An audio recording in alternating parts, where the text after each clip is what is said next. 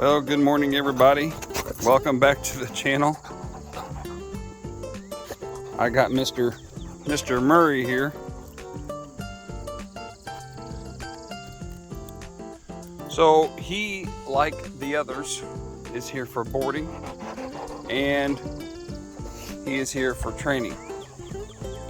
So with it being early in the morning, the sun's coming up behind me here. You can see my shadow.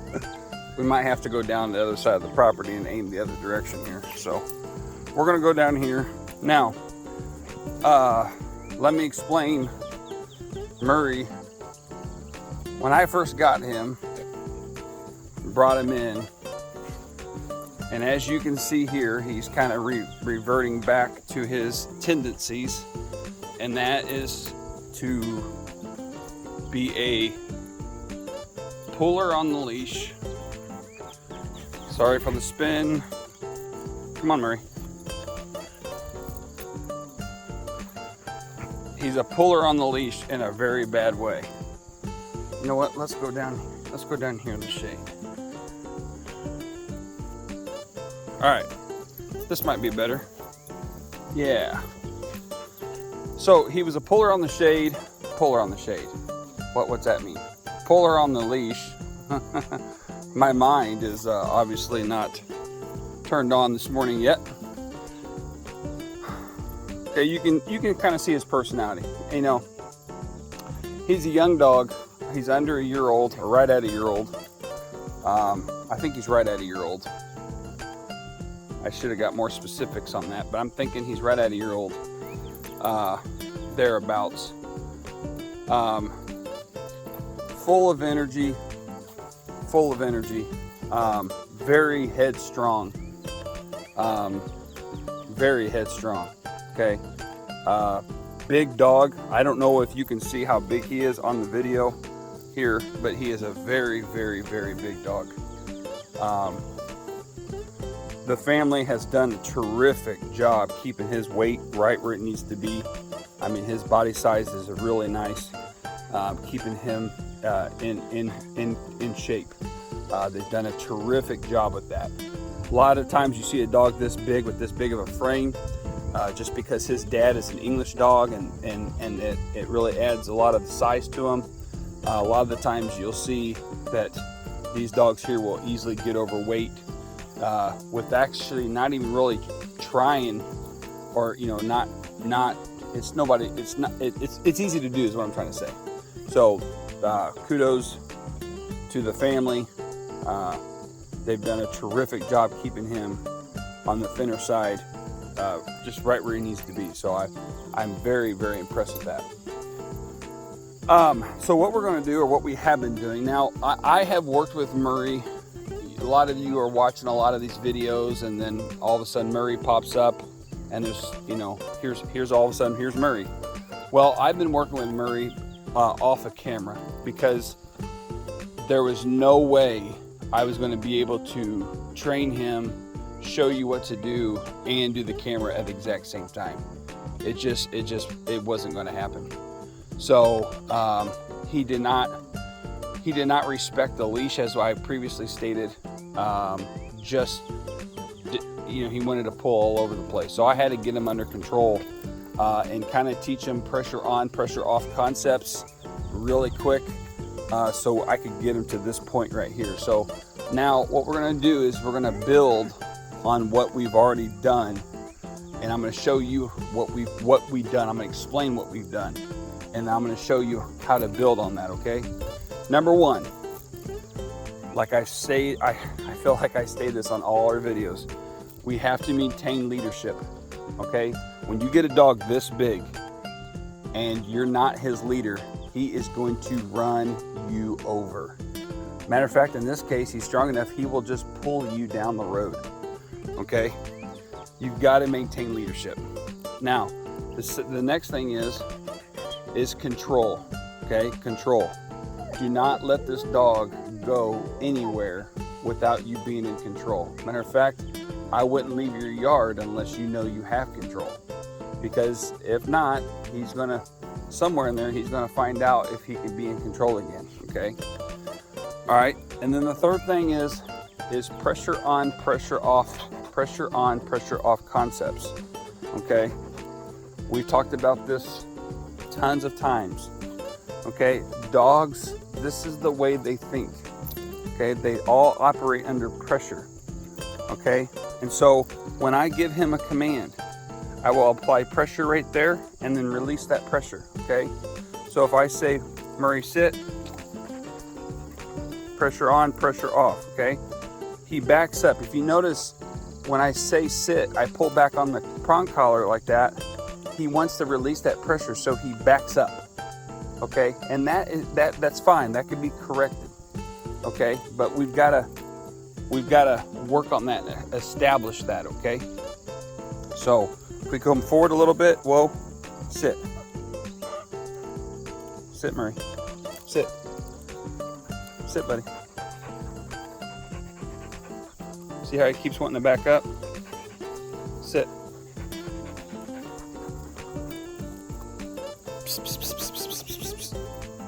Sit, Murray. Sit, Murray. You just did it a second ago, buddy. Come on, sit. Okay, I'm not going to keep following you backwards. Sit. Sit. Sit. Good. Good boy. Good boy. Good boy.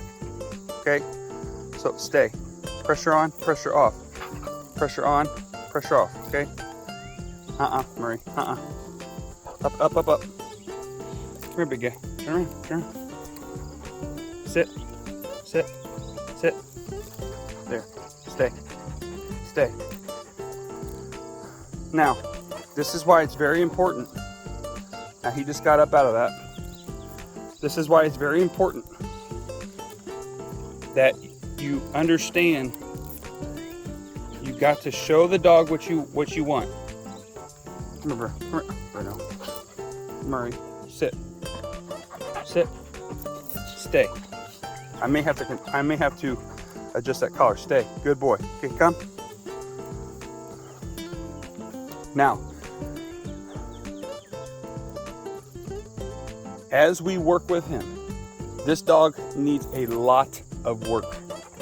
Okay, he's very headstrong. He's very distracted, easily distracted, and he needs a lot of work. All right, I've got him, I think 10 days, and it's going to take all 10 days to get him where he's manageable. Okay. Number one, I'm new to him. Okay, so I've got to create a relationship with him. All right, and that relationship everything needs to be positive. Okay, so what we'll do is, like you've seen with the previous videos, we'll do the check cord, let him go at a distance, and so forth. The family made one suggestion, well, it was a request rather, is that when Murray is out in the yard, he won't come. He will in the house, but he won't out in the yard. And that's because the first thing I've stated is control. When the dog is in the yard, okay, you know, I just realized your collar is somehow your collar came unbuckled. Not sure how that happened. Put that in my pocket. And that is basically maintaining control. If the dog is in the backyard, okay, and he's not on a leash or a check cord or anything like that, you say come. There's no way for that dog to come unless you use a treat, right? Some kind of enticement. All right, so we've got to show that dog what that looks like. Murray, come. Okay, and basically that's what we got to show him. Okay, there you go, good boy. Murray, come. Murray, come. There you go. There you go. There you go. Yeah. You gonna talk to me about it or what? Murray, come. Okay. Now, one thing I've got to be careful with, and I can already see. Hey, that's mine. Excuse me, sir. One thing I got to watch with him, I can already see it take place. I think I'm gonna go over here and get him on the check cord. is, it's in my side-by-side here, is that if you notice, he gets excited as I'm working with him. And if I don't watch it, he's gonna want to start jumping on me because I'm right there, okay? So, let me come over here.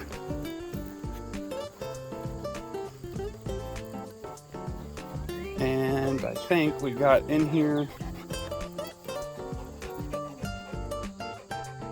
Okay, I must be, oh, there it is. I was gonna say, I must be losing my mind because I thought I stuck the check cord in here last night. And here it is.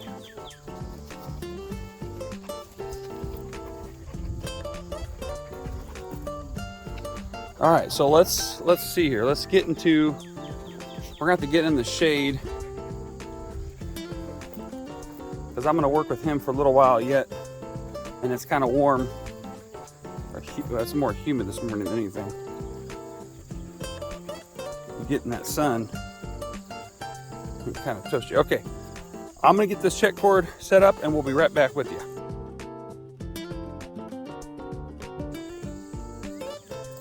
Okay, we got the check cord all put on, wrapped around here, down there, and this, that. Okay, now, the important part here is this. I'm not gonna tie this check cord onto a tree. I'm not gonna do with the tethering option at all. Okay, because I don't know Murray well enough yet. I've spent some time with him training like I previously stated, but I don't know him well enough that if it, does he bolt? Will he try to take off on me? This and that and the other, okay? So my main thing is this. I want him to want to stay by me, close to me, because I want to show him that I'm his leader, all right? I want him to show me that he wants to stay by me. And what was that? What was that? Something over. You're hilarious. Something over there spooked you. Oh my! It's just dirt, Bill. Oh my, that's funny. So I want him when he is, looking around, or he's nervous, or because he is going to be nervous. This is a new place for him, and so forth. Get back over here in the shade here so you're not having to watch my shadow. But I want him to rely on me. Okay, when I start moving around and I start seeing that he's coming to me and he wants to be by me, what he's telling me is that he's waiting on me to lead him. Okay, so I'm watching his body language in this. All right, and this is something that you could do in your yard, or if you don't have a big enough yard, you can go to a park. Okay, and you put your dog on a leash like this. Okay, now what are we doing here? Just remember, we were talking about in the yard, he doesn't come very good. Okay, so I'm gonna give him a little bit of freedom and let him navigate around. Now you see what happened there? I moved away from him and he's like, hey, where are you going? Okay, so he wanted to come back to me and check me, and not check me on the check cord. He wanted to check me and say, hey, where are you going? Okay, what you doing? The reason he's scratching at himself so much is because he's not used to that prong collar. They do that. Dogs will do that until they gotta get used to that prong collar. It itches their neck. Okay, so let's do this again. And I still haven't got to what I want to do here. Okay, there we go. See how he's full length there? Okay, now what I'm gonna do, Murray, come. Very nice. Very nice. Good job, Murray. Good job, Murray. Now, what have we just accomplished? Number one, we showed him what come looks like. Okay, that's the piece of cake part. Okay, he heard the command and he received his praise. But we've also accomplished our leadership, because I have asked him, okay, to come to me, and he did. I'm communicating to him. We're having a conversation. I think we discussed this in a previous video. We're having a conversation, okay? In this conversation, I am the leader, okay? Now he's going to navigate out and he's going to come check back with me. Says to see where I'm at. Okay, there's a lot of new smells through here. This right here, all through here. Some to you might look at that with the naked eye and say, good night, that looks like a weed mess. No, that's not a weed mess. It's actually a deer plot. Okay, so what it does is there's actually food inside there that's been planted so deer can eat in the winter when times get hard. And then, because deer do not like to be out in the open, they come down the center path of these trees, and then they come through here and they feel safe because of all the structure there. Okay, so that's what that's for. But with and you know, like with many of you, I shouldn't say many of you, several of you that have adopted our dogs, you live in a forest preserve area, a natural preserve area that has this. You know what I'm talking about when I show you this. You're like, oh yeah, that's very familiar with where we are and where we go with our dogs and walk. Well, that's another reason why I put this in, is because to try to simulate the atmospheres where we're at. So we've got the road. Everybody's seen us walk by the road. You know, everybody, and then we got the forest set up here. We can walk down the center of the trees and it looks like you're in a forest. It's kind of cool, actually. We've got different setups here. Way over there is the same thing. The tall trees way over there. Tall grass way over there. And we can walk the dogs up there. Just a lot of things, just trying to get the dogs used to. My ground rolls a lot, so it gets the dogs used to going up and down hills. A lot of people are like, well, that's not that big of a deal. Well, I've seen dogs where they can't judge the distance or the grade change of going up or down. Like back in here, there's a big hill right there. Well, some dogs, they have a hard time judging that.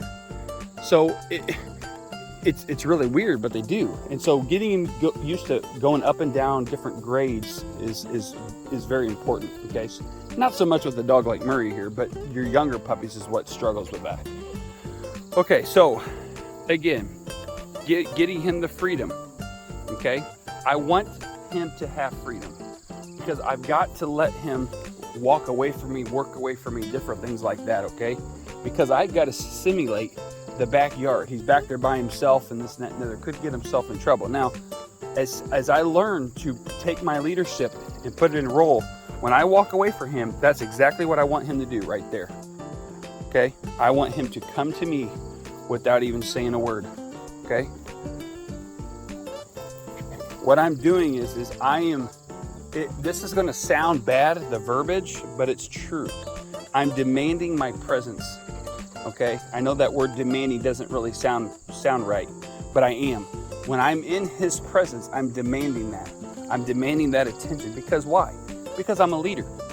I'm his leader currently.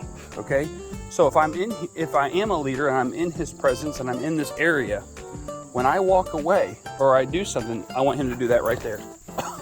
Minus the whole about knocking my legs out. Okay, he needs to look to me for his everything. Okay, when a dog shows you that they're look how he's right here by me. He wants my attention. He's telling me, okay, I'm going to submit to you and you can lead me. Okay, this could be done with every dog. Okay, I remember when I was training horses back in the day. This is way back in the day. This would apply as well. Okay, you'd walk up to the horse would be a little nervous perhaps, or maybe a little on guard, and then you would just walk away to the horse and turn your back to him and let the horse come up to you and tap you on the shoulder, and she or he would take their mouth and just tap you right on the shoulder or push you in the back and say, okay, I'm ready. And so it's a submission, and it's a beautiful thing to see, because then it tells you that the animal is ready. They're ready to be led, and that's what you want. That's exactly what you want. And it's not, again, we don't have to scold them. We don't have to hit on them. Believe this or not, folks, there's a lot of old school people out there that think that if Mr. Murray does something naughty, that you take a piece of newspaper, and you hit him, and kind of like a spanking. Folks, you don't have to do that. You don't have to do that at all. That philosophy, that's a 1950s, 60s, 70s, 80s mentality. Okay, I would like to think in the 90s we got a little bit better with that. I know in the 2000s, I know we were very good at not doing that, but I still see it happening. I still hear it happening. I hear about it happening. Okay, we don't need to do that. Okay, if Murray does something I don't want him to do, all I got to do is change my tone of what I'm normally used to talking to him. And you guys will hear me a lot on these videos. I'll say like that. See, it's something different that I'm not normally talking in. Okay, so once I build my relationship with Murray, hey big guy, oh you're a sweetheart, and I talk like that all the time with him, and then I do a or a no or something like that, it's different. Okay, and they're like, what in the world? I don't like that. All right, now let's go on a walk here. I apologize for my shadow. Heel. Now I'm not going to be worried. Heel. I'm not going to be worried about his head. This fly is in my face. Goodness. I'm not going to be worried about his head going down right now. I want to maintain heel position. Murray. Give me some space. Give me some space. You're on me too much there, big guy. Give me some space. Let me back this out so people can see you. Here you go.